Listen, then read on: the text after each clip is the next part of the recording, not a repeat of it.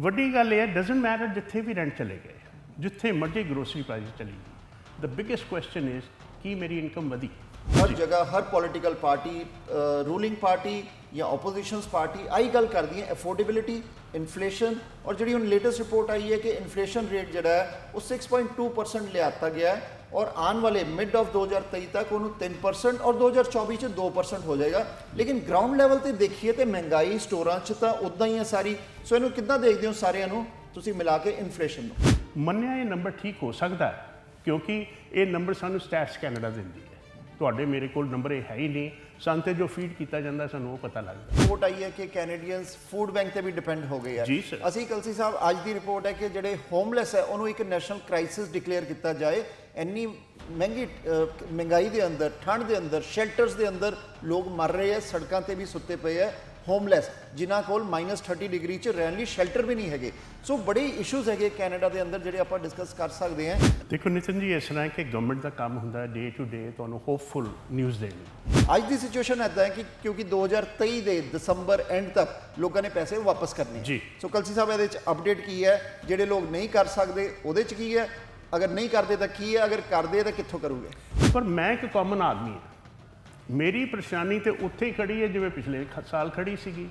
ਸੋ ਮੈਨੂੰ ਉਹਦਾ ਡਾਇਰੈਕਟਲੀ ਜਾਂ ਇਨਡਾਇਰੈਕਟਲੀ ਹਾਲੇ ਕੋਈ ਫਾਇਦਾ ਨਹੀਂ ਹੋਇਆ। ਹੁਣ ਸਵਾਲ ਇੱਥੇ ਆਏ ਕਿ ਬੈਂਕਰਪਸੀਜ਼ ਤੁਸੀਂ ਫਾਈਲਸ ਡੀਲ ਕਰਦੇ ਹੋ, ਕੀ ਤੁਹਾਨੂੰ ਇਨਕੁਆਇਰੀਜ਼ ਆ ਰਹੀਆਂ ਇੱਦਾਂ ਦੀਆਂ ਕਿ ਸਾਡੇ ਕੋਲ ਤਾਂ ਪੈਸਾ ਹੈ ਨਹੀਂ, ਰਿਸ਼ਤੇਦਾਰਾਂ ਤੋਂ ਵੀ ਕਿੱਥੋਂ ਮੰਗ ਲਈਏ, ਰਿਸ਼ਤੇਦਾਰ ਸੇਮ ਹੀ ਬੋਟ 'ਚ ਟਰੈਵਲ ਕਰ ਰਹੇ ਹੈ ਤੇ ਅਸੀਂ ਕੀ ਬੈਂਕਰਪਸੀ ਦਾ ਆਪਸ਼ਨ ਹੈਗੀ ਹੈ? ਕਿਉਂਕਿ ਬਿਜ਼ਨਸਿਸ ਤੇ ਲੋਨ ਬਹੁਤ ਜ਼ਿਆਦਾ ਹੈ ਔਰ ਉਹਨਾਂ ਦਾ ਸਰਵਾਈਵਲ ਰੇਟ ਕੀ ਹੋਊਗਾ ਪਤਾ ਨਹੀਂ। ਸੋ ਤੁਸੀਂ ਸਾਨੂੰ ਸਮਝਾ ਸਕਦੇ ਹੋ ਬੈਂਕਰਪਸੀਜ਼ ਦੀ ਇਨਕੁਆਇਰੀਜ਼ ਤੁਹਾਡੇ ਕੋਲ ਆ ਰਹੀਆਂ ਕੀ? ਜਿੱਦਣ ਤੁਸੀਂ ਬੈਂਕਰਪਸੀ ਦੇ ਟੇਬਲ ਤੇ ਹੁੰਦੇ ਹੋ ਅਸੀਂ ਤੁਹਾਡਾ ਮੁੱਲ ਲਾਉਂਦੇ ਹਾਂ। ਮੁੱਲ ਤੋਂ ਭਾਵੇਂ ਕਿ ਤੁਹਾਡੀ ਵੈਲਿਊ ਕੀ ਹੈ ਇਨ terms of housing, in terms of income. ਸੋ ਦੇਰ ਆਰ ਮਲਟੀਪਲ ਥਿੰਗਸ ਜਿਹੜੀਆਂ ਇਹਦੇ ਨਾਲ ਜੁੜੀਆਂ ਹੋਈਆਂ। ਮੈਂ ਐਜ਼ ਏ ਕੈਨੇਡੀਅਨ ਸਿਟੀਜ਼ਨ ਦੀ ਗੱਲ ਕਰ ਰਿਹਾ ਜਿਹਦੇ ਵਿੱਚ ਮੇਰਾ ਗਵਰਨਮੈਂਟ ਨਾਲ ਕੋਈ ਲੈਣਾ ਦੇਣਾ ਨਹੀਂ। ਸਾਨੂੰ ਇਸ ਪ੍ਰੈਡਿਕਟਮੈਂਟ 'ਚ ਪਾਉਣ ਲਈ ਜ਼ਿੰਮੇਵਾਰ ਕੌਣ ਹੈ? ਗਵਰਨਮੈਂਟ। ਉਹਨਾਂ ਦੀਆਂ ਪਲੈਨਿੰਗ ਸੀ, ਰੋਂਗ ਪਲੈਨਿੰਗ ਸੀਗੀਆਂ ਜਿਹਦੇ ਕਰਕੇ ਅਸੀਂ ਇੱਥੇ ਅੱਜ ਪਹੁੰਚੇ ਹੋਏ ਹਾਂ। ਪਰ ਇਹਦਾ ਅਸਰ ਹਰ ਘਰ 'ਚ, ਹਰ ਫੈਮਿਲੀ 'ਚ ਹੈਗਾ। And you won't believe it ਕਿ ਇਸ ਵੇਲੇ ਜਿਹੜੀ ਮੈਂਟਲ ਹੈਲਥ ਹੈ ਉਹ ਕਿੰਨੀ ਬੁਰੀ ਹਾਲਤ ਹੈ ਲੋਕਾਂ ਦੀ। ਸੋ ਵੀ ਆਰ ਸਟਰਗਲਿੰਗ ਲਾਈਕ ਹੈਲ।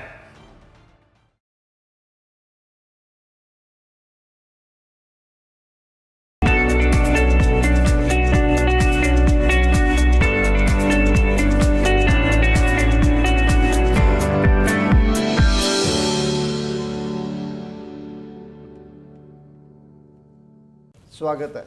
ਅੱਜ ਸਾਡੇ ਨਾਲ ਸਟੂਡੀਓ 'ਚ ਖਾਸ ਮਹਿਮਾਨ ਮੌਜੂਦ ਹੈ। ਸਾਨੂੰ ਕੈਨੇਡੀਅਨਸ ਬੜੀ ਅਸੀਂ ਦੇਖਿਆ ਸੋਸ਼ਲ ਮੀਡੀਆ ਤੇ ਵੀ ਕਾਫੀ ਚੀਜ਼ ਚੱਲਦੀ ਹੈ ਕਿ Canadians are struggling. So struggling ਕਿਹਦੇ ਨਾਲ?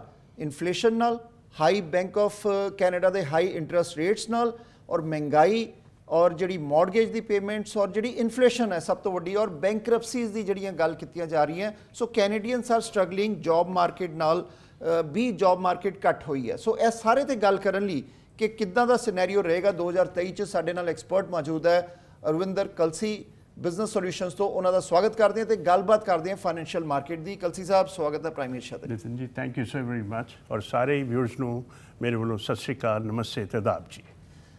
ਕਲਸੀ ਸਾਹਿਬ ਅਸੀਂ ਦੇਖਿਆ ਕਿ ਕੈਨੇਡੀਅਨਸ ਆਰ ਸਟਰਗਲਿੰਗ। ਹਰ ਜਗ੍ਹਾ ਹਰ ਪੋਲੀਟੀਕਲ ਪਾਰਟੀ, ਰੂਲਿੰਗ ਪਾਰਟੀ ਜਾਂ ਓਪੋਜੀਸ਼ਨਸ ਪਾਰਟੀ ਆਈ ਗੱਲ ਕਰਦੀ ਹੈ ਅਫੋਰਡੇਬਿਲਿਟੀ, ਇਨਫਲੇਸ਼ਨ ਔਰ ਜਿਹੜੀ ਹੁਣ ਲੇਟੈਸਟ ਰਿਪੋਰਟ ਆਈ ਹੈ ਕਿ ਇਨਫਲੇਸ਼ਨ ਰੇਟ ਜਿਹੜਾ ਹੈ ਉਹ 6.2% ਲਿਆਤਾ ਗਿਆ ਹੈ ਔਰ ਆਉਣ ਵਾਲੇ ਮਿਡ ਆਫ 2023 ਤੱਕ ਉਹਨੂੰ 3% ਔਰ 2024 ਚ 2% ਹੋ ਜਾਏਗਾ। ਲੇਕਿਨ ਗਰਾਊਂਡ ਲੈਵਲ ਤੇ ਦੇਖੀਏ ਤੇ ਮਹਿੰਗਾਈ ਸਟੋਰਾਂ 'ਚ ਤਾਂ ਉਦਾਂ ਹੀ ਹੈ ਸਾਰੀ। ਸੋ ਇਹਨੂੰ ਕਿੱਦਾਂ ਦੇਖਦੇ ਹੋ ਸਾਰਿਆਂ ਨੂੰ ਤੁਸੀਂ ਮਿਲਾ ਕੇ ਇਨਫਲੇਸ਼ਨ ਨੂੰ? ਦੇਖੋ ਨਿਤਨ ਜੀ, ਇਸ ਤਰ੍ਹਾਂ ਹੈ ਕਿ ਗਵਰਨਮੈਂਟ ਦਾ ਕੰਮ ਹੁੰਦਾ ਹੈ ਡੇ ਟੂ ਡੇ ਤੁਹਾਨੂੰ ਹੋਪਫੁਲ ਨਿਊਜ਼ ਦੇਣੀ ਤਾਂ ਕਿ ਤੁਹਾਡਾ ਹੌਸਲਾ ਬਣਿਆ ਰਹੇ। ਜੇ ਅਸੀਂ 2022 ਦੀ ਅਕ੍ਰੋਸ ਦੀ ਟੇਬਲ ਦੇਖੀਏ ਉਦੋਂ ਇਨਫਲੇਸ਼ਨ 7.1 ਤੇ ਵੀ ਗਈ ਹੈ, 8% ਨੂੰ ਵੀ ਟੱਚ ਕੀਤੀ ਹੈ।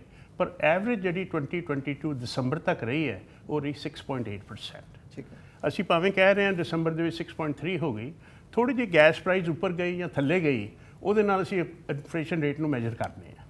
ਹੁਣ ਅੱਜ ਵੀ ਜੇ ਬੈਠੇ ਹਾਂ, ਅੱਜ ਕਿਹਾ ਜਾ ਰਿਹਾ ਹੈ ਕਿ 6.3 ਦੇ ਕਰੀਬ ਸਾਡੀ ਇਨਫਲੇਸ਼ਨ ਹੈਗੀ ਹੈ। ਮੰਨਿਆ ਇਹ ਨੰਬਰ ਠੀਕ ਹੋ ਸਕਦਾ ਹੈ ਕਿਉਂਕਿ ਇਹ ਨੰਬਰ ਸਾਨੂੰ ਸਟੈਟਸ ਕੈਨੇਡਾ ਦਿੰਦੀ ਹੈ। ਤੁਹਾਡੇ ਮੇਰੇ ਕੋਲ ਨੰਬਰ ਇਹ ਹੈ ਹੀ ਨਹੀਂ, ਸਾਨੂੰ ਤੇ ਜੋ ਫੀਡ ਕੀਤਾ ਜਾਂਦਾ ਸਾਨੂੰ ਉਹ ਪਤਾ ਲੱਗਦਾ ਹੈ। ਪਰ ਮੈਂ ਇੱਕ ਕਾਮਨ ਆਦਮੀ ਹਾਂ, ਮੇਰੀ ਪਰੇਸ਼ਾਨੀ ਤੇ ਉੱਥੇ ਹੀ ਖੜੀ ਹੈ ਜਿਵੇਂ ਪਿਛਲੇ ਸਾਲ ਖੜੀ ਸੀਗੀ। ਸੋ ਮੈਨੂੰ ਉਹਦਾ ਡਾਇਰੈਕਟਲੀ ਜਾਂ ਇਨਡਾਇਰੈਕਟਲੀ ਹਾਲੇ ਕੋਈ ਫਾਇਦਾ ਨਹੀਂ ਹੋਇਆ।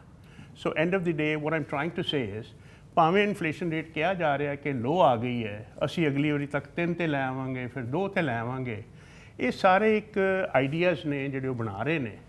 ਪਰ ਓਵਰਆਲ ਆਮ ਆਦਮੀ ਹਾਲੇ ਵੀ ਉਸੇ ਤਰ੍ਹਾਂ ਪਿਸ ਰਿਹਾ ਜਿਵੇਂ ਪਹਿਲਾਂ ਸੀਗਾ। ਔਰ ਅੱਜ ਜੇ ਅਸੀਂ ਗਰੋਸਰੀ ਰੇਟਸ ਨੂੰ ਮਾੜੀ ਜਿਹੀ ਨਿਗਾਹ ਮਾਰ ਲਈਏ, ਦੇ ਆਰ ਸਕਾਈ ਰੌਕਟਿੰਗ ਤੋਂ ਭਾਵ ਇਹ ਹੈ ਕਿ ਕੋਈ ਵੀ ਚੀਜ਼ ਥੱਲੇ ਨਹੀਂ ਆ ਰਹੀ, ਉਲਟੀ ਉੱਪਰ ਜਾ ਰਹੀ ਹੈ। So these are different hopes ਜਿਹੜੀਆਂ ਗਵਰਨਮੈਂਟਸ ਇਹ ਆਮ ਕਰਦੀਆਂ ਨੇ। ਸੋ ਕਲਸੀ ਸਾਹਿਬ, ਲੱਗਦਾ ਹੈ ਕਿ ਕੈਨੇਡੀਅਨ ਜਿਹੜਾ 2000 ਕੋਵਿਡ ਤੋਂ ਪਹਿਲੇ ਕਰਜ਼ੇ 'ਚ ਇੰਨਾ ਨਹੀਂ ਸੀਗਾ, ਕਿਉਂਕਿ ਕੈਨੇਡਾ ਦੇ ਉੱਪਰ ਨੈਸ਼ਨਲ ਡੈਟ 1.1 ਟ੍ਰਿਲੀਅਨ ਤੋਂ ਵੱਧ ਗਿਆ। ਬਿਲਕੁਲ। ਸੋ ਕੈਨੇਡੀਅਨ ਕੀ ਕਰਜ਼ੇ 'ਚ ਦਬ ਗਿਆ, ਕਿਉਂਕਿ ਅਗਰ ਮਕਾਨ ਮਾਲਿਕ ਦੀ ਲੈਂਡਲੋਰਡ ਦੀ ਗੱਲ ਕਰੀਏ, ਉਹਦੀ ਮੌਰਗੇਜ ਪੇਮੈਂਟ ਵੱਧ ਗਈਆਂ, ਕਿਰਾਏਦਾਰ ਦੀ ਗੱਲ ਕਰੀਏ, ਉਹਦੀ ਜਿਹੜਾ ਰੈਂਟ ਪੇਮੈਂਟ ਵੱਧ ਗਈ ਹੈ, ਗਰੋਸਰੀ ਦਾ ਜਿਹੜਾ ਬਿੱਲ ਹੈ ਉਹ ਅਗਰ $600 ਸੀਗਾ ਤਾਂ 1000 ਤੋਂ ਉੱਪਰ ਟੱਪ ਗਿਆ। ਸੋ ਹਰ ਚੀਜ਼ ਦੇ ਅੰਦਰ ਕੈਨੇਡੀਅਨ ਦੀ ਇਨਕਮ ਜਿਹੜੀ ਮਿਨੀਮਮ ਜਿਹੜੀ ਵੇਜ ਹੈ $16। ਸੋ ਇਨਫਲੇਸ਼ਨ ਨਾਲ ਸਾਰਾ ਕੁਝ ਇਫੈਕਟ ਕਰਦਾ ਹੈ। ਸੋ ਕੈਨੇਡੀਅਨ ਕੀ ਅੱਜ ਕਰਜ਼ੇ ਦੇ ਅੰਦਰ ਹੈ ਜ਼ਿਆਦਾ? ਦੇਖੋ, ਕੈਨੇਡੀਅਨ ਦੇ ਉੱਤੇ ਡੈਟ ਜਿਹੜਾ ਨਾ, ਐਵਰੀ ਡਾਲਰ ਜਿਹੜਾ ਅਸੀਂ ਬਣਾਉਂਦੇ ਆ, ਹਾਂਜੀ, ਉਹ $1 ਤੇ 80 ਸੈਂਟ ਆ ਉਹਦੀ ਲਾਇਬਿਲਿਟੀ, ਜਾਂ ਅਸੀਂ 80 ਸੈਂਟ ਘਟਦਾ ਉਹਦੇ ਵਿੱਚੋਂ। ਸੋ ਜੇ ਅਸੀਂ ਸਾਰੇ ਸਿਨੈਰੀਓ ਨੂੰ ਬੜੇ ਸਿੱਧੇ ਲਫ਼ਜ਼ਾਂ 'ਚ ਦੇਖਣਾ ਹੋਵੇ, ਕਿਉਂਕਿ ਮੈਂ ਬਹੁਤੇ ਨੰਬਰਸ ਦੀ ਗੱਲ ਕਰੀਏ ਹੋ ਸਕਦਾ ਸਾਡੇ ਆਡੀਅנס ਕਨਫਿਊਜ਼ ਹੋ ਜਾਣ ਕਿ ਗੱਲਾਂ ਕੀ ਕਰ ਰਹੇ ਹੈ। ਵੱਡੀ ਗੱਲ ਇਹ ਹੈ, ਡਜ਼ਨਟ ਮੈਟਰ ਜਿੱਥੇ ਵੀ ਰੈਂਟ ਚਲੇ ਗਏ, ਜਿੱਥੇ ਮਰਜ਼ੀ ਗਰੋਸਰੀ ਪ੍ਰਾਈਸ ਚਲੀ ਗਈ, ਦ ਬਿਗੇਸਟ ਕੁਐਸਚਨ ਇਜ਼ ਕੀ ਮੇਰੀ ਇਨਕਮ ਵਧੀ? ਸਮਝ ਗਏ ਜੀ? ਠੀਕ ਹੈ। ਐਵਰੀ 0.5% ਜਿਹੜੀ ਹੈ ਨਾ, ਜਿਸ ਵੇਲੇ ਇੰਟਰਸਟ ਰੇਟ 'ਚ ਫਰਕ ਪੈਂਦਾ ਹੈ, ਉਹ ਤੁਹਾਡਾ 5% ਜਿਹੜਾ ਤੁਹਾਡਾ ਰੈਗੂਲਰ ਸਕੈਜੂਲ ਹੈ ਨਾ, ਜਿਹੜਾ ਤੁਹਾਡਾ ਬਜਟ ਹੈ, ਉੱਤੇ ਇਫੈਕਟ ਕਰਦਾ ਹੈ। ਠੀਕ ਹੈ। ਸੋ ਇਨ ਅਦਰ ਵਰਡਸ, ਮੇਰੇ ਤੇ ਇਫੈਕਟ ਹੋ ਹੀ ਜਾ ਰਿਹਾ ਹੈ, ਪਰ ਦੂਸਰੇ ਬੰਨੇ ਮੈਨੂੰ ਉਹਦਾ ਕੋਈ ਬੈਨੀਫਿਟ ਨਹੀਂ ਮਿਲਿਆ, ਕਿਉਂਕਿ ਮੇਰੀ ਸੈਲਰੀ ਉੱਥੇ ਹੈ। ਹੁਣ ਤੁਸੀਂ ਰੈਂਟ ਦੀ ਗੱਲ ਕੀਤੀ ਹੈ। ਹਾਂਜੀ। ਅੱਜ ਜੇ ਅਸੀਂ ਚਲੇ ਜਾਈਏ ਇਟੋਬੀਕੋਚ, 1 ਬੈਡਰੂਮ ਦਾ ਰੈਂਟ ਹੈ 2172। ਠੀਕ ਹੈ। 2 ਬੈਡਰੂਮ ਦਾ ਰੈਂਟ ਹੈ 2828 $228। ਠੀਕ। ਹੁਣ ਇਹ ਕਿੱਥੇ ਰੈਂਟ ਜਿਹੜੇ ਪਹਿਲੋਂ ਸੀਗੇ 1200 1500 2000 ਤੋਂ ਥੱਲੇ ਸੀ। ਅਸੀਂ ਇੱਕ ਥੰਬ ਰੂਲ ਕਰਨੇ ਫਾਈਨੈਂਸ਼ੀਅਲ ਮਾਰਕੀਟ ਦੇ ਵਿੱਚ ਕਿ ਜਿਹੜਾ ਤੁਸੀਂ $1 ਕਮਾਉਂਦੇ ਹੋ, ਉਹ 'ਚੋਂ ਕਿੰਨੇ % ਤੁਸੀਂ ਮੌਰਗੇਜ ਚੁੱਕ ਸਕਦੇ ਹੋ ਜਾਂ ਰੈਂਟ ਚੁੱਕ ਸਕਦੇ ਹੋ। ਸੋ ਕ੍ਰਾਸ ਦੀ ਟੇਬਲ ਅਸੀਂ 30% ਜਾਂ 33% ਲਾਉਂਦੇ ਹਾਂ। ਹੁਣ ਮੇਰਾ ਪੇ ਚੈੱਕ ਉੱਥੇ ਹੀ ਖੜਾ। ਅਸੀਂ ਤੇ ਜਿਤਨ ਜੀ ਹੁਣੇ ਗੱਲ ਕਰ ਰਹੇ ਹਾਂ ਕਿ ਇਟੋਬੀਕੋ ਵਿੱਚ ਜਿਹੜਾ ਰੈਂਟ ਹੈ 1 ਬੈਡਰੂਮ ਦਾ, ਦੈਟ ਇਜ਼ 2172। ਠੀਕ ਹੈ। 2 ਬੈਡਰੂਮ ਹੈ 2828 ਜਿਹੜਾ ਪਹਿਲੇ $1200-1300 ਹੁੰਦਾ ਬਿਲਕੁਲ ਹੁੰਦਾ ਸੀਗਾ। ਪਰ ਹੁਣ ਮੈਨੂੰ ਇਹ ਦੱਸੋ ਕਿ ਰੈਂਟ ਤੇ ਵਧਾਤਾ, ਰੈਂਟ ਵੱਧ ਵੀ ਗਿਆ, ਦੂਸਰੇ ਬੰਨੇ ਮੇਰਾ ਜੋ ਇਨਕਮ ਨਹੀਂ ਵਧੀ ਤੇ ਮੈਂ ਅਫੋਰਡ ਕਿੱਥੋਂ ਕਰਾਂਗਾ? ਠੀਕ ਹੈ। ਹੁਣ ਇੱਥੇ ਮੈਂ ਇੱਕ ਸਾਰੇ ਆਡੀਅנס ਨੂੰ ਇੱਕ ਗੱਲ ਕਹਿਣਾ ਚਾਹੁੰਦਾ ਕਿ ਦੇਖੋ, ਬੀ ਅ ਗੁੱਡ ਰੈਂਟਰ। ਜੇ ਤੁਸੀਂ ਕਿਰਾਏ ਤੇ ਹੋ ਨਾ, ਤੇ ਇੱਕ ਅੱਛੇ ਕਿਰਾਏਦਾਰ ਬਣ ਜਾਓ। ਹੁਣ ਉਹ ਇਸ ਲਈ ਮੈਂ ਕਿਹਾ ਹੈ ਕਿਉਂਕਿ ਜੇ ਮੈਂ ਮਾਲਕ ਮਕਾਨ ਹੈ, ਮੇਰੀ ਕੋਸ਼ਿਸ਼ ਹੈ ਤੁਸੀਂ ਬਾਹਰ ਨਿਕਲੋ, ਕਿਉਂਕਿ ਤੁਸੀਂ ਪੁਰਾਣੇ ਰੈਂਟ ਤੇ ਬੈਠੇ ਹੋ ਔਰ ਮੈਨੂੰ ਜ਼ਿਆਦਾ ਰੈਂਟ ਮਿਲ ਸਕਦਾ ਹੈ। ਪਰ ਕੀ ਲੀਗਲੀ ਮੈਂ ਤੁਹਾਨੂੰ ਬਾਹਰ ਕੱਢ ਸਕਦਾ? ਨੋ। ਉਨੀ ਦੇਰ ਨਹੀਂ ਕੱਢ ਸਕਦਾ ਜਿੰਨੀ ਦੇਰ ਤੁਸੀਂ ਅਪ ਟੂ ਡੇਟ ਆਪਣੇ ਰੈਂਟ ਨਾਲ ਲਓ, ਜੋ ਤੁਹਾਡੀ ਕਮਿਟਮੈਂਟ ਹੈਗੀ ਹੈ ਤੁਸੀਂ ਪੂਰੀ ਕਰ ਰਹੇ ਹੋ। ਸੋ ਇਹਦਾ ਮਤਲਬ ਕੀ ਹੋਇਆ ਕਿ ਜੇ ਮੈਂ ਸਾਲਾਨਾ ਰੈਂਟ ਵਧਾਉਣਾ ਵੀ ਚਾਹਾਂ ਐਜ਼ ਅ ਲੈਂਡਲੋਰਡ, ਮੈਂ 0.2% ਤੋਂ ਉੱਪਰ ਨਹੀਂ ਜਾ ਸਕਦਾ। ਸੋ ਮੈਂ ਤੁਹਾਨੂੰ ਪੁਸ਼ ਨਹੀਂ ਕਰ ਸਕਦਾ। 2.5%। ਸੋ ਕਹਿਣ ਦਾ ਮਤਲਬ ਮੈਂ ਉਸ ਤੋਂ ਉੱਤੇ ਨਹੀਂ ਵਧਾ ਸਕਦਾ। ਪਰ ਜੇ ਮੈਂ ਗੁੱਡ ਰੈਂਟਰ ਹੋਵਾਂ, ਹਾਂਜੀ, ਪਰ ਜੇ ਮੈਂ ਟੈਨੈਂਟ ਹੀ ਚੰਗਾ ਨਹੀਂ ਆ, ਤਾਂ obviously they are going to try to push me out, ਕਿਉਂਕਿ ਅਦਰਵਾਈਜ਼ ਇਹ ਪੋਸੀਬਲ ਨਹੀਂ ਕਿ ਮੈਂ ਤੁਹਾਡਾ $300 ਜਾਂ $500 ਰੈਂਟ ਵਧਾ ਦਾਂ। ਸੋ ਮੈਂ ਇਹ ਦੋਨੋਂ ਬੰਨੇ ਗੱਲ ਕਰ ਰਿਹਾ। ਉਹ ਬੜਾ ਲੰਬਾ ਟੌਪਿਕ ਹੈ, ਰੈਂਟ ਲੈਂਡਲੋਰਡ ਵਰਸਸ ਟੈਨੈਂਟ, ਕਿਉਂਕਿ ਉਹ 'ਚ ਬੜੇ ਲੈਂਡਲੋਰਡ ਸਫਰ ਕਰ ਰਹੇ ਆ, ਟੈਨੈਂਟ ਵੀ ਸਫਰ ਕੀਤੇ ਹੈ। ਉਹ ਅਸੀਂ ਡਿਟੇਲ 'ਚ ਕਿਸੇ ਦਿਨ ਗੱਲ ਕਰਾਂਗੇ। ਨਹੀਂ, ਮੈਂ ਸਿਰਫ ਇਸ ਲਈ ਇੱਕ ਜਾਇਜ਼ਾ ਦਿੱਤਾ ਹੈ ਕਿਉਂਕਿ ਕਈ ਵਾਰੀ ਅਸੀਂ ਪਰੇਸ਼ਾਨ ਹੋਈਦਾ ਨਾ, ਤੇ ਕਈ ਗੱਲਾਂ ਸੁਣਨ ਚ ਆਉਂਦੀਆਂ। ਸੋ ਮੇਰਾ ਮਤਲਬ ਆਪਣੇ ਆਪ ਨੂੰ ਬੈਲੈਂਸ ਕਿਵੇਂ ਕਰ ਸਕਦੇ ਆ, ਸਟ੍ਰੀਮਲਾਈਨ ਕਰ ਸਕਦੇ ਆ। ਲੇਕਿਨ ਉਹ ਵੀ ਕੀ ਕਰਨ, ਕਿਉਂਕਿ ਰਿਪੋਰਟ ਆਈ ਹੈ ਕਿ ਕੈਨੇਡੀਅਨਸ ਫੂਡ ਬੈਂਕ ਤੇ ਵੀ ਡਿਪੈਂਡ ਹੋ ਗਏ ਆ। ਅਸੀਂ ਕਲਸੀ ਸਾਹਿਬ, ਅੱਜ ਦੀ ਰਿਪੋਰਟ ਹੈ ਕਿ ਜਿਹੜੇ ਹੋਮਲੈਸ ਹੈ ਉਹਨੂੰ ਇੱਕ ਨੈਸ਼ਨਲ ਕ੍ਰਾਈਸਿਸ ਡਿਕਲੇਅਰ ਕੀਤਾ ਜਾਏ। ਇੰਨੀ ਮਹਿੰਗਾਈ ਦੇ ਅੰਦਰ, ਠੰਡ ਦੇ ਅੰਦਰ, ਸ਼ੈਲਟਰਸ ਦੇ ਅੰਦਰ ਲੋਕ ਮਰ ਰਹੇ ਆ, ਸੜਕਾਂ ਤੇ ਵੀ ਸੁੱਤੇ ਪਏ ਆ ਹੋਮਲੈਸ, ਜਿਨ੍ਹਾਂ ਕੋਲ -30 ਡਿਗਰੀ 'ਚ ਰਹਿਣ ਲਈ ਸ਼ੈਲਟਰ ਵੀ ਨਹੀਂ ਹੈਗੇ। ਸੋ ਬੜੇ ਇਸ਼ੂਜ਼ ਹੈਗੇ ਕੈਨੇਡਾ ਦੇ ਅੰਦਰ ਜਿਹੜੇ ਆਪਾਂ ਡਿਸਕਸ ਕਰ ਸਕਦੇ ਹਾਂ। ਸੋ ਆਪਾਂ ਫਾਈਨੈਂਸ਼ੀਅਲ ਮਾਰਕੀਟ ਤੇ ਰਹੀਏ ਤੇ ਆਪਾਂ ਅਗਰ ਚਲੀਏ ਕਿ CRA ਦੀ ਤਰਫ, ਕਿਉਂਕਿ ਲੋਕਾਂ ਨੇ ਕਰਜ਼ੇ ਦੀ ਮੈਂ ਗੱਲ ਕੀਤੀ ਸੀ, ਲੋਕਾਂ ਨੇ ਬਹੁਤ ਜ਼ਿਆਦਾ ਕਰਜ਼ੇ ਲਿੱਤੇ ਹੋਏ ਆ, ਸਰਕਾਰਾਂ ਨੇ ਵੀ ਕੋਵਿਡ 'ਚ ਕਰਜ਼ੇ ਦਿੱਤੇ ਆ। ਸੋ ਸੀਬਾ ਦੀ ਪੇਮੈਂਟਸ ਲਿੱਤੀਆਂ, ਬਿਜ਼ਨਸ ਜਿਹੜੇ ਚੱਲੇ ਆ ਉਹ ਸਰਕਾਰ ਦੀ ਹੈਲਪ ਨਾਲ ਚੱਲੇ ਆ, ਉਹਦੇ 'ਚ ਐਲੀਜੀਬਲ ਔਰ ਇਨਐਲੀਜੀਬਲ। ਸੋ ਉਸ ਟਾਈਮ ਕੋਈ ਫਿਕਸ ਕ੍ਰਾਈਟੇਰੀਆ ਨਹੀਂ ਸੀਗਾ, ਜਿਹੜਾ ਵੀ CA ਨੂੰ ਨਹੀਂ ਪਤਾ ਸੀਗਾ, CRA ਨੂੰ ਨਹੀਂ ਪਤਾ ਸੀ। ਸੋ ਇੱਕ ਕਹਿਤਾ ਤੁਸੀਂ ਪੈਸੇ ਲੈ ਲਓ, $60,000 ਲੈ ਲਓ। ਅੱਜ ਦੀ ਸਿਚੁਏਸ਼ਨ ਇਦਾਂ ਹੈ ਕਿ ਕਿਉਂਕਿ 2023 ਦੇ ਦਸੰਬਰ ਐਂਡ ਤੱਕ ਲੋਕਾਂ ਨੇ ਪੈਸੇ ਵਾਪਸ ਕਰਨੇ ਆ। ਜੀ। ਸੋ ਕਲਸੀ ਸਾਹਿਬ ਇਹਦੇ ਵਿੱਚ ਅਪਡੇਟ ਕੀ ਹੈ, ਜਿਹੜੇ ਲੋਕ ਨਹੀਂ ਕਰ ਸਕਦੇ ਉਹਦੇ 'ਚ ਕੀ ਹੈ, ਅਗਰ ਨਹੀਂ ਕਰਦੇ ਤਾਂ ਕੀ ਹੈ, ਅਗਰ ਕਰਦੇ ਤਾਂ ਕਿੱਥੋਂ ਕਰੋਗੇ? ਦੇਖੋ ਇਸ ਤਰ੍ਹਾਂ ਸੀ, ਪਹਿਲੋਂ ਸੀਗੀ ਇਹਦੀ ਲਾਸਟ ਡੇਟ ਸੀਗੀ ਦਸੰਬਰ 31 2022। ਠੀਕ ਹੈ। ਜਦੋਂ ਉਹਨਾਂ ਨੇ ਦੇਖਿਆ ਕਿ ਸਟਰਗਲ ਕਰ ਰਹੇ ਲੋਕ ਇਹ ਪੈਸੇ ਕਿੱਥੋਂ ਲਿਆਉਣਗੇ, ਉਹਨਾਂ ਨੇ 1 ਸਾਲ ਦੀ ਐਕਸਟੈਂਸ਼ਨ ਦੇ ਦਿੱਤੀ ਸਾਨੂੰ 31 ਦਸੰਬਰ 2023। ਠੀਕ ਹੈ। ਹੁਣ ਇਹ 'ਚ ਸਾਰੇ ਦੇ ਵਿੱਚ ਕੀ ਹੈਗਾ, ਹੁਣ ਤੇ ਤੁਸੀਂ CRA ਦੇ ਵੈਬਸਾਈਟ ਤੇ ਜਾਓ, ਉੱਥੇ ਆਲਰੇਡੀ ਪੋਸਟਡ ਹੈ।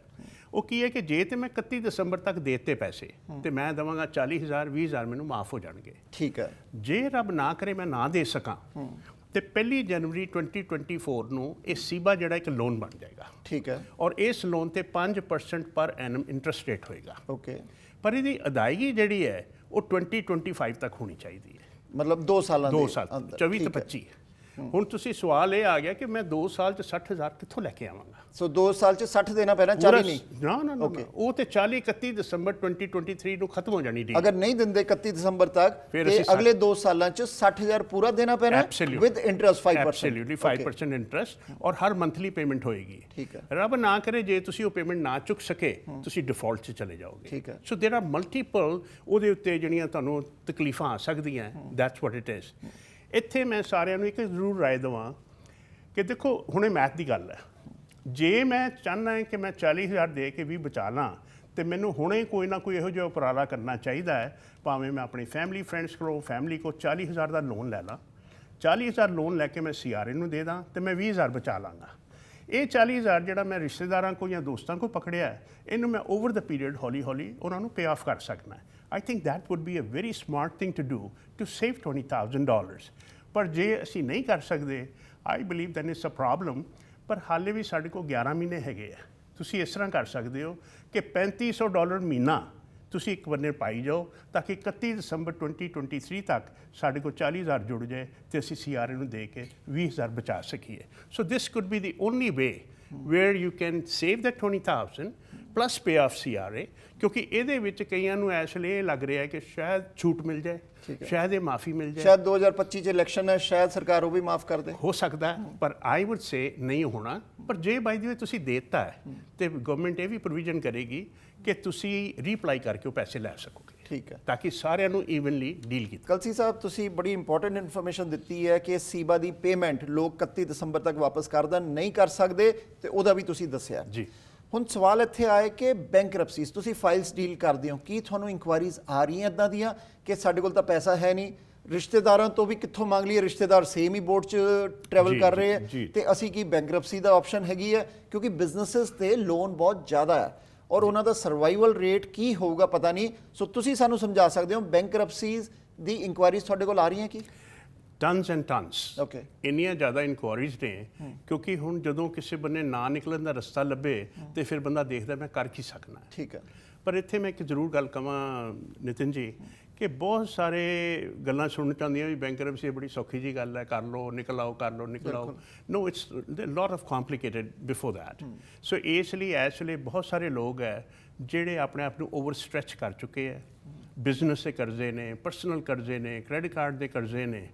ਜੇ ਕੋਈ ਚਾਰਾ ਨਹੀਂ ਹੈਗਾ ਬੈਂਕਰਪਸੀ ਤੋਂ ਇਲਾਵਾ ਤਾਂ I think that is the only way to get out of this mess. ਪਰ ਇਹ ਜ਼ਰੂਰ ਮੈਂ ਕਹਾਂਗਾ ਕਿ ਪਹਿਲਾਂ ਉਹਨੂੰ ਚੰਗੀ ਤਰ੍ਹਾਂ ਛਾਣਬੀਨ ਕਰ ਲਓ ਕਿ ਮੈਂ ਕਰ ਕੀ ਰਿਹਾ। ਠੀਕ ਹੈ। ਇਹ ਨਾ ਹੋਵੇ ਕਿ ਸਾਨੂੰ ਕੋਈ ਬਾਅਦ 'ਚ ਪਰੇਸ਼ਾਨੀ ਆ ਜਾਏ। ਸਪੈਸ਼ਲੀ ਬੈਂਕਰਪਸੀ ਜਿਹੜਾ ਸਭ ਤੋਂ ਇੰਪੋਰਟੈਂਟ ਚੀਜ਼ ਹੈ ਉਹ ਹੈ ਕਿ ਤੁਹਾਡੀ ਐਸੈਟ ਵੈਲਿਊ। ਠੀਕ ਹੈ। ਜਿੱਦਣ ਤੁਸੀਂ ਬੈਂਕਰਪਸੀ ਦੇ ਟੇਬਲ ਤੇ ਹੁੰਦੇ ਹੋ ਅਸੀਂ ਤੁਹਾਡਾ ਮੁੱਲ ਲਾਉਂਦੇ ਹਾਂ। ਮੁੱਲ ਤੋਂ ਭਾਵੇਂ ਕਿ ਤੁਹਾਡੀ ਵੈਲਿਊ ਕੀ ਹੈ in terms of housing, in terms of income. So there are multiple things ਜਿਹੜੀਆਂ ਇਹਦੇ ਨਾਲ ਜੁੜੀਆਂ ਹੋਈਆਂ। ਸੋ ਜੇ ਅਸੀਂ ਉਹਨਾਂ ਨੂੰ ਸੋਚ ਸਮਝ ਕੇ ਕੁਝ ਕਰੀਏ ਤੇ I think it could be the good way to get out provided ਸਾਡੇ ਕੋਲ ਹੋਰ ਕੋਈ ਚੋਇਸ ਨਾ ਹੋਵੇ। ਕਿਉਂਕਿ ਅੱਜ ਜਿਹੋ ਜਿਹੀ ਮਾਰਕੀਟ ਹੈ ਬੈਂਕ ਥੋੜ੍ਹੇ ਜਿਹੇ ਲੀਨੀਅੰਟ ਨੇ ਇਸ ਗੱਲ ਲਈ ਕਿ ਹਾਂ ਜੇ ਕੋਈ ਬੰਦਾ ਪ੍ਰਪੋਜ਼ਲ ਕਰਨਾ ਚਾਹੁੰਦਾ ਹੈ ਯਾਨੀ ਉਹਦੀਆਂ ਕਿਸ਼ਤਾਂ ਬਣਾ ਕੇ ਹੌਲੀ ਹੌਲੀ ਦੇਣਾ ਚਾਹੁੰਦਾ ਹੈ ਉਹ ਵੀ ਪੋਸੀਬਿਲਿਟੀ ਹੈ। ਪਰ ਅਗੇਨ ਹਰ ਇੰਡੀਵਿਜੂਅਲ ਕੇਸ ਜਿਹੜਾ ਹੈ ਉਹਦੀਆਂ ਆਪਣੀਆਂ ਮੈਰਿਟਸ ਨੇ। ਸੋ ਅਗਰ ਕੋਈ ਸੋਚਦਾ ਬੈਂਕਰਪਸੀ ਤੇ ਮੇਰੇ ਕੋਲ ਲੋਨ ਹੀ, ਮੇਰੇ ਕੋਲ ਤਾਂ $1.5 ਲੱਖ ਦਾ ਸਰਕਾਰ ਦਾ CRA ਦਾ ਲੋਨ ਪਿਆ ਖੜਾ, ਮੈਂ ਬੈਂਕਰਪਸੀ ਕਰਦਾ, ਉਹਨੂੰ ਤੁਸੀਂ ਕੀ ਸਲਾਹ ਦਿਓਗੇ? ਦੇਖੋ, ਪਹਿਲੀ ਗੱਲ ਤੇ ਮੈਂ ਇਹ ਨਹੀਂ ਕਹਾਂਗਾ ਕਿ ਅੱਖਾਂ ਮੀਟ ਕੇ ਛਾਲ ਮਾਰ ਦਿਓ, ਠੀਕ ਹੈ, ਕਿਉਂਕਿ ਉਹਦੇ ਕੁਝ ਕੌਨਸੀਕੁਐਂਸਿਸ ਨੇ। ਕਿ ਜਦੋਂ ਇੱਕ ਵਾਰੀ ਬੈਂਕਰਪਸੀ ਕਰੀਦੀ ਹੈ, ਤੁਹਾਡਾ ਕ੍ਰੈਡਿਟ 7 ਸਾਲ ਲਈ ਖਰਾਬ ਹੁੰਦਾ ਹੈ। ਉਸ ਤੋਂ ਇਲਾਵਾ ਜੇ ਤੁਸੀਂ ਬਿਜ਼ਨਸ ਮਾਈਂਡਡ ਬੰਦੇ ਹੋ, ਤੁਸੀਂ ਕੱਲ ਫਿਰ ਬਿਜ਼ਨਸ ਕਰਨਾ ਹੈ, ਉਹਦੇ ਲਈ ਲੋਨ ਲੈਣਾ ਹੈ, ਬੈਂਕ ਜਾਣਾ ਹੈ। ਸੋ ਇਹ ਸਾਰੀਆਂ ਚੀਜ਼ਾਂ ਤੁਹਾਡੇ ਅੱਗੇ ਹਰਡਲਸ ਆ ਸਕਦੀਆਂ ਨੇ। ਪਰ ਇਹ ਬੈਂਕਰਪਸੀ ਮੇਰਾ ਆਪਣਾ ਮੰਨਣਾ ਉਦੋਂ ਕਰੀਦੀ ਹੈ ਜਦੋਂ ਤੁਹਾਡੀ ਪਿੱਠ ਨਾਲ ਕੰਧ ਦੇ ਨਾਲ ਲੱਗੀ ਹੋਵੇ, ਯਾਨੀ ਤੁਹਾਡੇ ਕੋਲ ਹੋਰ ਮੂਵ ਕਰਨ ਨੂੰ ਕੋਈ ਜਗ੍ਹਾ ਨਹੀਂ ਹੈ। So for that matter I would say consult somebody who knows a job, ਬਜਾਏ ਆਪਣੇ ਆਪ ਹੀ ਕੋਈ ਡਿਸੀਜਨ ਲੈਣਾ ਕਿ ਹਾਂਜੀ ਅਸੀਂ ਬੈਂਕਰਪਸੀ ਕਰ ਲਈਏ। ਤੁਸੀਂ ਹੈਰਾਨ ਹੋਗੇ, ਬਹੁਤ ਸਾਰੇ ਲੋਕ ਸਾਡੇ ਕੋਲ ਜਦੋਂ ਆਉਂਦੇ ਆ ਨਾ, ਕਹਿੰਦੇ ਜੀ ਮੈਂ ਜੀ ਕਲਸੀ ਸਾਹਿਬ ਬੈਂਕਰਪਸੀ ਕਰਨਾ ਹੈ। ਅਸੀਂ ਉਹਨਾਂ ਦਾ ਮਨ ਬਦਲ ਦਿੰਦੇ ਆ ਜਦੋਂ ਉਹਨਾਂ ਨੂੰ ਸਹੀ ਰੀਜ਼ਨਿੰਗ ਦਿੱਤੀ ਜਾਂਦੀ ਹੈ ਕਿ ਜ਼ਰੂਰੀ ਨਹੀਂ ਬੈਂਕਰਪਸੀ ਕਰਨੀ, ਹੋਰ ਤਰੀਕਾ ਜਿਹਦੇ ਨਾਲ ਤੁਸੀਂ ਠੀਕ ਹੋ ਸਕਦੇ ਹੋ। ਸੋ ਇਹ ਹਰ ਇੰਡੀਵਿਜੂਅਲ ਬੰਦੇ ਦੀ ਗੱਲ ਹੈ। ਤਾਂ ਮੈਂ ਜ਼ਰੂਰ ਰਾਏ ਦਾਂਗਾ ਸਾਰਿਆਂ ਨੂੰ, ਪਲੀਜ਼ ਕੰਸਲਟ ਸਮਬਡੀ। ਜ਼ਰੂਰੀ ਨਹੀਂ ਤੁਸੀਂ ਮੈਨੂੰ ਮਿਲਣਾ, ਕਿਸੇ ਨੂੰ ਮਿਲੋ, ਪਰ be well informed before taking a decision, ਕਿਉਂਕਿ ਇਹਦੇ ਕੁਝ ਕੌਨਸੀਕੁਐਂਸਿਸ ਨੇ ਜਿਹੜੇ ਕਾਫੀ ਲੰਬੀ ਦੇਰ ਤੱਕ ਤੁਹਾਡੇ 'ਤੇ ਅਸਰ ਕਰਦੇ ਨੇ। ਠੀਕ ਹੈ, ਕਲਸੀ ਸਾਹਿਬ ਗੱਲ ਕਰੀਏ bank of Canada the. Bank of Canada ਦੇ ਗਵਰਨਰ ਨੇ ਸਟੇਟਮੈਂਟ ਦਿੱਤੀ ਸੀ 2 ਸਾਲ ਪਹਿਲੇ ਕਿ ਇੰਟਰਸਟ ਰੇਟ ਜਿਹੜੇ ਆ ਲੋ ਰਹੂਗੇ ਲੌਂਗ ਟਾਈਮ ਤੱਕ ਜੀ, ਔਰ ਇਹਦੇ ਤੇ ਲੋਕ ਇਨਵੈਸਟ ਕਰ ਸਕਦੇ, ਬਿਜ਼ਨੈਸਿਸ ਵੀ ਔਰ ਰੈਜ਼ੀਡੈਂਸ਼ੀਅਲ ਵੀ ਕਰ ਸਕਦੇ। ਉਹਦੇ ਬਾਅਦ ਅਸੀਂ ਦੇਖਿਆ 8 ਵਾਰ ਕੌਨਜ਼ੀਕਿਊਟਿਵ 8 ਵਾਰ ਰੇਟ ਵਧਾਏ ਗਏ। ਜਿਨ੍ਹਾਂ ਨੇ ਕਲੋਜ਼ਿੰਗ ਕਰਨੀਆਂ ਸੀਗੀਆਂ, ਜਿਨ੍ਹਾਂ ਨੇ ਘਰ ਲਿੱਤੇ ਸੀ, ਬਿਲਡਰ ਜਿਹੜਾ ਬਿਲਡਰ 2 ਮਿਲੀਅਨ ਦਾ ਘਰ ਵੇਚ ਰਿਹਾ ਸੀਗਾ, ਅੱਜ ਉਹੀ ਘਰ ਬਿਲਡਰ 1.2 ਮਿਲੀਅਨ ਦਾ ਵੇਚ ਰਿਹਾ। ਸੋ ਜਿਹੜੇ ਫਸ ਗਏ ਲੋਕ ਉਹ ਕੀ ਕਰਨ ਤੇ ਉਹਨਾਂ ਕੀ ਹੈ? ਔਰ ਹੁਣ ਵੀ ਦੇਖਿਆ ਮਾਰਕੀਟ 'ਚ ਮਲਟੀਪਲ ਲਿਸਟਿੰਗ, ਮਲਟੀਪਲ ਆਪਸ਼ਨਸ, ਫਿਰ ਰੀਅਲਟਰ ਵੇਚਣੀਆਂ ਸ਼ੁਰੂ ਕਰ ਗਏ। ਆ ਸਾਰੇ ਮੌਰਗੇਜ ਦੇ ਸਿਨੈਰੀਓ ਤੇ ਤੁਹਾਡਾ ਕੀ ਐਜ਼ ਐਕਸਪਰਟ ਰਾਏ ਹੈ? ਵੈਰੀ ਗੁੱਡ ਕੁਐਸਚਨ, ਔਰ ਅੱਜ ਇਹ ਬੜਾ ਕਰੰਟ ਕੁਐਸਚਨ ਹੈਗਾ। ਦੇਖੋ, ਇਸ ਤਰ੍ਹਾਂ ਹੈਗਾ ਕਿ ਮੰਨ ਲਓ ਮੈਂ ਘਰ ਲਿਆ ਸੀਗਾ, 2 ਮਿਲੀਅਨ ਦਾ ਬੁੱਕ ਕੀਤਾ, ਉਹ ਹੁਣ ਮੇਰੀ ਜਿਹੜੀ ਮਾਰਕੀਟ ਹੈ ਉਹ ਤੇ 2 ਮਿਲੀਅਨ ਤੇ ਅਸੈਸਮੈਂਟ ਹੈ। ਜੇ ਮੈਂ ਉਹਨੂੰ ਕਲੋਜ਼ ਕਰਨਾ ਹੋਵੇ, ਅੱਜ ਮਾਰਕੀਟ ਰੇਟ ਹੈ 1.5 ਮਿਲੀਅਨ ਜਾਂ 1.4, 600 ਘਟ ਗਿਆ। ਹੁਣ ਜਦੋਂ ਮੈਂ ਬੈਂਕ ਤੋਂ ਮੌਰਗੇਜ ਲੈਣ ਜਾਵਾਂਗਾ ਨਾ, ਉਹ ਮੈਨੂੰ 2 ਮਿਲੀਅਨ ਤੇ ਨਹੀਂ ਦੇਗਾ, 1.4 ਤੇ ਦੇਗਾ। ਜਦੋਂ ਮੈਨੂੰ 1.4 ਤੇ ਦੇਗਾ, 20% ਮੈਂ ਪਾਇਆ, ਯਾਨੀ 3 ਲੱਖ ਮੈਂ ਪਾਇਆ, 1.1 ਮਿਲੀਅਨ ਦੀ ਮੈਨੂੰ ਮੌਰਗੇਜ ਮਿਲੇਗੀ। ਹੁਣ 1.1 ਮਿਲੀਅਨ ਤੇ 2 ਮਿਲੀਅਨ 'ਚ 900,000 ਦਾ ਫਰਕ ਹੋ ਗਿਆ। ਹੁਣ ਇਹ ਮੈਨੂੰ ਪੱਲਿਓਂ ਲਿਆਉਣੇ ਪੈਣੇ। Do I have that money? I am sorry not. So ਜਦੋਂ ਇਹ ਇੱਕ ਵੇਵ ਆਈ ਸੀਗੀ ਨਾ ਉੱਪਰ ਜਾਣ ਵਾਲੀ, ਅਸੀਂ ਬਹੁਤ ਗ੍ਰੀਡੀ ਹੋ ਗਏ ਸਾਰੇ। ਮੰਨ ਲਓ ਮੈਨੂੰ ਅੱਜ 25 ਸਾਲ ਜਾਂ 30 ਸਾਲ ਹੋ ਗਏ, ਮੈਂ ਮੁਸ਼ਕਲ ਨਾਲ ਘਰ ਫ੍ਰੀ ਕੀਤਾ ਸੀਗਾ। ਅੱਜ ਫ੍ਰੀ ਕਰਨ ਤੋਂ ਬਾਅਦ ਅਚਾਨਕ ਉਹ ਵੇਵ 'ਚ ਮੈਂ ਵੀ ਲੈ ਲਿਆ। ਮੈਂ ਕਿਹਾ ਵੀ ਚਲੋ ਘਰੋਂ ਹੋਮ ਇਕੁਇਟੀ ਲਾਈਨ ਆਊਟ ਚੁੱਕ ਲਈਏ, ਹੋਰ 2 ਘਰ ਬੁੱਕ ਕਰ ਦਈਏ। ਹੁਣ ਇਸ ਵੇਲੇ ਨਿਤਨ ਜੀ ਜਿਨ੍ਹਾਂ ਦੀ ਕਲੋਜ਼ਿੰਗ ਆ ਰਹੀ ਹੈ, ਉਹਨਾਂ ਲਈ ਇੱਕ ਬਹੁਤ ਵੱਡੀ ਪ੍ਰੋਬਲਮ ਹੈ, ਕਿਉਂਕਿ ਪੈਸਾ ਹੈ ਨਹੀਂ, ਬੈਂਕ ਦੇਗਾ ਨਹੀਂ, ਮੌਰਗੇਜ ਰੇਟ ਕਿਤੇ ਉੱਪਰ ਚਲੇ ਗਏ ਨੇ। ਸੋ ਅਮੂਮਨ ਹਰ ਇੱਕ ਬੰਦੇ ਦਾ ਖਿਆਲ ਹੈ ਕਿ ਮੈਂ ਹੁਣ ਕੀ ਕਰਾਂ। ਇਹ ਨਾ ਹੋਵੇ ਜਿਹੜਾ ਤੁਹਾਡਾ ਪ੍ਰਿੰਸੀਪਲ ਹੋਮ ਹੈ ਉਹ ਵੀ ਜਾਂਦਾ ਲੱਗੇ। ਜਾਂਦੇ ਦਾ ਮਤਲਬ ਕਿ ਉਹਦੇ ਉੱਤੇ ਵੀ ਮੌਰਗੇਜ ਹੈ, ਅੱਗੇ ਵੀ ਮੌਰਗੇਜਸ ਹੈ, ਤੇ ਹੁਣ ਮੈਂ ਕਰਾਂ ਤੇ ਕੀ ਕਰਾਂ। ਮੈਂ ਇੰਨਾ ਦਾਅਵੇ ਨਾਲ ਕਹਿ ਸਕਦਾ ਕਿ we do have a programme ਜਿਹਦੇ 'ਚ ਤੁਹਾਡਾ ਪ੍ਰਿੰਸੀਪਲ ਹੋਮ ਜਿਹੜਾ ਉਹ ਬਚਿਆ ਰਹਿ ਸਕੇ, ਤੇ ਜਿਹੜੇ ਐਕਸਟਰਾ ਬਰਡਨ ਅਸੀਂ ਚੁੱਕੇ ਆ ਅਸੀਂ ਉਹਨਾਂ ਨੂੰ ਲਾ ਸਕੀਏ। ਔਰ ਉਹ ਵੀ ਸਾਰਾ ਲਿਜਿਟ ਲੀਗਲ ਪ੍ਰੋਗਰਾਮ ਵਾਲੀ ਗੱਲ ਹੈ। ਔਰ ਪ੍ਰੋਗਰਾਮ ਕੀ ਹੁੰਦਾ ਕਿ ਅਸੈਸ ਕਰਨਾ ਹੁੰਦਾ ਵੀ ਤੁਹਾਡੇ ਕੋਲ ਗੁੰਜਾਇਸ਼ ਕੀ ਹੈਗੀ ਹੈ, we can help. And secondly, ਸਭ ਤੋਂ ਵੱਡੀ ਪ੍ਰੋਬਲਮ ਨਿਤਨ ਜੀ ਉਹਨਾਂ ਲਈ ਆ ਰਹੀ ਹੈ ਜਿਨ੍ਹਾਂ ਦੀਆਂ ਮੌਰਗੇਜ ਰਿਨਿਊਅਲ ਲਈ ਆ ਗਈਆਂ। ਬਿਲਕੁਲ, ਹੁਣ ਰਿਨਿਊਅਲ ਜਿਹੜੀ ਹੈਗੀ ਹੈ ਉਹ ਇਸ ਵੇਲੇ ਸਮਝੋ 4.59 ਦੇ ਕਰੀਬ ਤੁਹਾਨੂੰ ਰਿਨਿਊਅਲ ਮਿਲਣੀ ਹੈ। ਦੇਖੋ ਹੋਇਆ ਕਿ ਜਿਹੜੀ ਮੇਰੀ ਮੌਰਗੇਜ ਸੀਗੀ ਨਾ, ਅੱਜ ਐਵਰੇਜ $1 ਮਿਲੀਅਨ ਦੀ ਮੌਰਗੇਜ ਹੈ ਸਾਰਿਆਂ ਤੇ। $1 ਮਿਲੀਅਨ ਦੀ ਮੌਰਗੇਜ ਹੋਵੇ ਤੇ ਉਹਦੀ ਮੰਥਲੀ ਪੇਮੈਂਟ ਬਣਦੀ ਹੈ $5,660 ਅ ਮੰਥ। ਠੀਕ ਹੈ, $5,560 ਮਹੀਨੇ ਦੀ ਉਹ ਬਣਦੀ ਹੈ।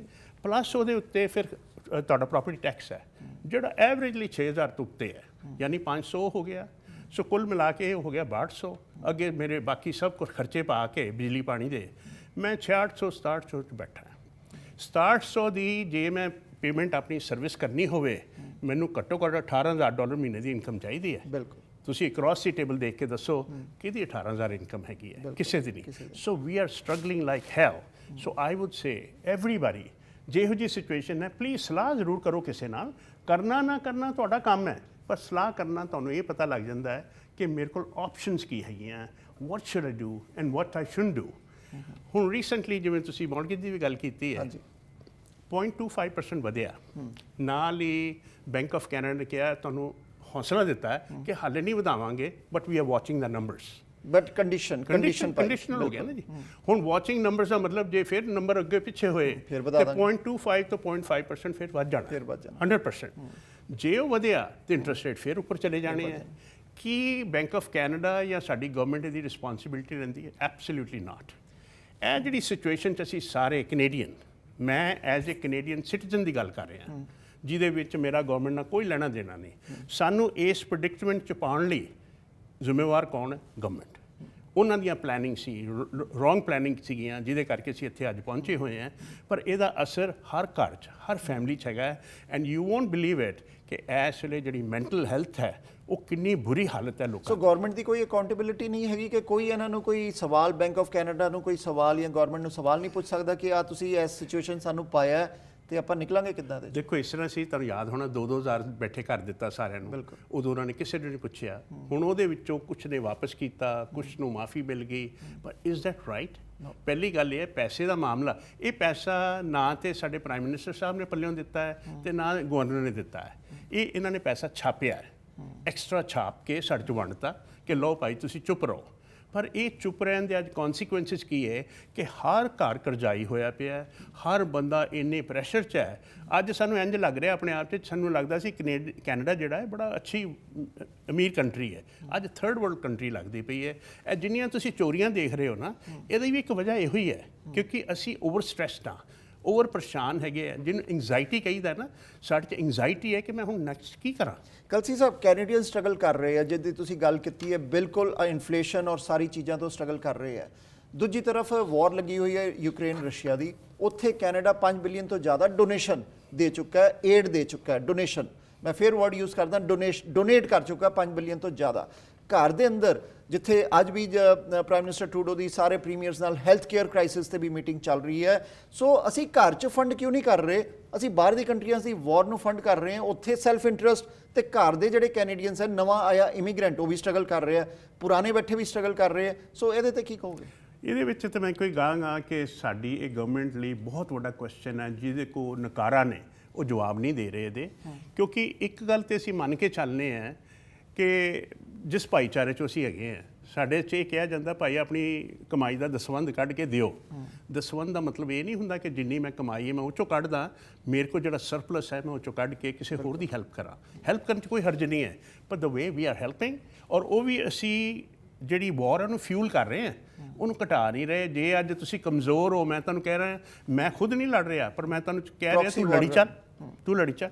ਅੱਜ ਜੇ ਮੈਂ ਛੋਟੀ ਜਿਹੀ ਗੱਲ ਕਰਾਂ, since you have started this, Ukraine ਦੀ ਵਾਰ ਕੌਣ ਲੜ ਰਿਹਾ ਹੈ? ਅਮਰੀਕਾ। ਯੂਕਰੇਨ ਨਹੀਂ ਲੜ ਰਿਹਾ। ਇਸ ਵੇਲੇ ਫਰਕ ਇਹਨੇ ਕਿ ਉਹਦੇ ਬੂਟਸ ਨਹੀਂ ਹੈ ਉੱਥੇ, ਪਰ ਹੁਣ ਇਨਡਾਇਰੈਕਟਲੀ ਜਿਹੜੇ ਅਸੀਂ ਟੈਂਕ ਦੇਣ ਦੀਆਂ ਗੱਲਾਂ ਕਰ ਰਹੇ ਹਾਂ, ਇੱਕ ਟੈਂਕ ਨੂੰ ਟ੍ਰੇਨਡ ਹੋਣ ਲਈ 22 ਹਫ਼ਤਿਆਂ ਦਾ ਮਿਨੀਮਮ, ਬੜੀ ਉਹ ਵੀ ਮਿਹਨਤ ਵਾਲੀ ਟ੍ਰੇਨਿੰਗ ਹੈ। ਹੁਣ 22 ਹਫ਼ਤੇ ਜਿਹੜੇ ਅੱਜ ਗੱਲਾਂ ਅਸੀਂ ਕੀਤੀਆਂ, ਘੱਟੋ ਘੱਟ 6-8 ਮਹੀਨੇ ਲੱਗਣੇ ਆ। ਹੁਣ ਇੰਨੀ ਜਲਦੀ ਤੇ ਕੋਈ ਬੰਦੇ ਟ੍ਰੇਨ ਨਹੀਂ ਹੋਣੇ। ਸੋ ਇਨਡਾਇਰੈਕਟਲੀ ਤੁਹਾਡੀ ਵਰਦੀ 'ਚ ਮੈਂ ਹੋਣਾ, ਯਾਨੀ ਅਮਰੀਕਨ ਹੋਣਗੇ ਜਾਂ ਕੈਨੇਡੀਅਨ ਹੋਣਗੇ, ਕੋਈ ਹੋਣਗੇ। ਸੋ ਇਹ ਗੱਲਾਂ ਜਿਹੜੀਆਂ ਬੜੀਆਂ ਇਹਦੇ ਕੌਨਸੀਕੁਐਂਸਿਸ ਦੂਰ ਨੇ। ਪਰ ਆਈ ਵੁੱਡ ਸੇ ਕਿ ਗਵਰਨਮੈਂਟ ਨੂੰ ਸੋਚਣਾ ਚਾਹੀਦਾ ਹੈ ਕਿ ਸਾਡੇ ਘਰ ਜਿਹੜੇ ਬੰਦੇ ਨੇ, ਅਸੀਂ ਜਿਹੜੇ ਰਿਫਿਊਜੀ ਲੈ ਰਹੇ ਹਾਂ ਜਾਂ ਅਸੀਂ ਇਮੀਗ੍ਰੇਸ਼ਨ 'ਚ ਲੈ ਰਹੇ, ਇਮੀਗ੍ਰੈਂਟਸ ਲੈ ਰਹੇ ਹਾਂ, ਉਹਨਾਂ ਲਈ ਅਸੀਂ ਕੀ ਮੁਹੱਈਆ ਕਰ ਰਹੇ ਹਾਂ। ਜਿੰਨੀ ਦੇਰ ਅਸੀਂ ਉਹਨਾਂ ਦੀ ਲਾਈਫ ਨੂੰ ਸੌਖਾ ਨਹੀਂ ਕਰ ਸਕਦੇ ਨਾ, ਅਸੀਂ ਸਾਰੇ ਨੇ ਸਟਰਗਲ ਕਰਨਾ ਹੈ। ਅੱਜ ਜੇ ਤੁਹਾਨੂੰ ਵੀ 25-30 ਸਾਲ ਹੋ ਗਏ ਆਇਆਂ ਨੂੰ, ਤੁਹਾਡਾ ਸ਼ੇਅਰ ਜਿਹੜਾ ਉੱਧਰ ਜਾ ਰਿਹਾ ਹੈ। ਬਿਲਕੁਲ ਠੀਕ ਹੈ। ਪਾਰਲੀਮੈਂਟ ਦੇ ਅੰਦਰ ਅਨਾਉਂਸਮੈਂਟ ਹੋਈ ਹੈ, ਬੁੱਧਵਾਰ ਨੂੰ ਬਿੱਲ ਪਾਸ ਹੋਇਆ ਕਿ 10,000 ਚਾਈਨਾ ਦੇ ਜਿਹੜੇ ਮੁਸਲਿਮ ਉਰਗੁਰ ਮੁਸਲਿਮਸ ਰਿਫਿਊਜੀਜ਼ ਹੈ ਉਹਨਾਂ ਨੂੰ ਵੀ ਅਸੈਪਟ ਕਰਨਾ ਹੈ। 2024 ਚ ਕੈਨੇਡਾ ਨੇ। ਕਲਸੀ ਸਾਹਿਬ, ਜਾਂਦੇ ਜਾਂਦੇ ਤੁਹਾਡੇ ਲਾਸਟ ਵਰਡਸ, ਕਿਉਂਕਿ ਟਾਈਮ ਹੋਰ ਇਜਾਜ਼ਤ ਨਹੀਂ ਦੇ ਰਿਹਾ। ਜੀ ਦੇਖੋ ਜੀ, ਮੈਂ ਸਿਰਫ ਇੰਨਾ ਹੀ ਕਹਿਣਾ ਚਾਹੁੰਦਾ ਹਾਂ ਕਿ ਇਹ ਜਿਹੜੀ ਵੀ ਅਸੀਂ ਗੱਲਬਾਤ ਤੁਹਾਡੇ ਲਈ ਕਰ ਰਹੇ ਹਾਂ, it's not to make you fearful, ਤੁਹਾਨੂੰ ਡਰਾਉਣ ਵਾਸਤੇ ਨਹੀਂ ਕਰ ਰਹੇ, ਤੁਹਾਨੂੰ ਅਵੇਅਰ ਕਰਨ ਲਈ ਕਰ ਰਹੇ ਹਾਂ ਕਿ ਵੀ ਸ਼ੁੱਡ ਬੀ ਅਵੇਅਰ ਕਿ ਸਾਡੇ ਰਾਈਟਸ ਕੀ ਨੇ, ਰਾਈਟ ਕੁਐਸਚਨ ਕੀ ਹੈ, ਕਿਸ ਤਰ੍ਹਾਂ ਅਸੀਂ ਇਸ ਚੀਜ਼ ਨੂੰ ਸੋਲਵ ਕਰੀਏ। ਮੈਂ ਇੱਕੋ ਗੱਲ ਕਹਾਂਗਾ ਕਿ 2 ਸਾਲ ਆਉਣ ਵਾਲੇ 23 ਔਰ 24 ਲਈ ਆਪਣੇ ਕਮਰ ਕੱਸੇ ਕਰ ਲਓ। ਇਹ ਦੋਨੋਂ ਸਾਲ ਬੜੇ ਔਖੇ ਲੰਘਣੇ ਆ, ਪਰ ਇਹ ਕਿਸ ਤਰ੍ਹਾਂ ਨਿਕਲਣਗੇ ਜੇ ਅਸੀਂ ਕੋਈ ਫਾਈਨੈਂਸ਼ੀਅਲ ਪਲੈਨਿੰਗ ਕਰਾਂਗੇ। ਉਹਦੇ ਲਈ ਜੇ ਤੁਸੀਂ ਕਿਸੇ ਦੀ ਵੀ ਸਲਾਹ ਲਓ, it's very good, even to call us, even we can certainly help you out. So on that note, I say God bless you, stay safe. Thank you Kalsi ਸਾਹਿਬ, ਆਏ ਔਰ ਡਿਸਕਸ ਕੀਤੇ ਇੰਪੋਰਟੈਂਟ ਇਸ਼ੂ। ਅਸੀਂ ਫਿਰ ਤੁਹਾਨੂੰ ਸੱਦਾ ਦੇਵਾਂਗੇ ਕਿਉਂਕਿ ਫਾਈਨੈਂਸ਼ੀਅਲ ਮਾਰਕੀਟ ਤੇ ਜ਼ਿਆਦਾ ਗੱਲ ਨਹੀਂ ਹੁੰਦੀ, ਸੋ ਲੋਕਾਂ ਨੂੰ ਇਹਦੀ ਇਨਫੋਰਮੇਸ਼ਨ ਸਾਂਝੀ ਕੀਤੀ। Thank you for having me. Thank you. So ਆ ਸੀਗੇ ਅਰਵਿੰਦਰ ਕਲਸੀ ਬਿਜ਼ਨਸ ਸੋਲਿਊਸ਼ਨਸ ਤੋਂ। ਅਸੀਂ ਫਿਰ ਕੁਝ ਇਸ਼ੂਜ਼ ਮੁੱਦੇ ਲੈ ਕੇ ਜਲਦ ਰੂਬਰੂ ਹੋਵਾਂਗੇ। ਤਦ ਤੱਕ ਦੇਖਦੇ ਰਹੋ ਪ੍ਰਾਈਮ ਏਸ਼ੀਆ, ਤੁਹਾਡਾ ਆਪਣਾ, ਤੁਹਾਡੇ ਲਈ।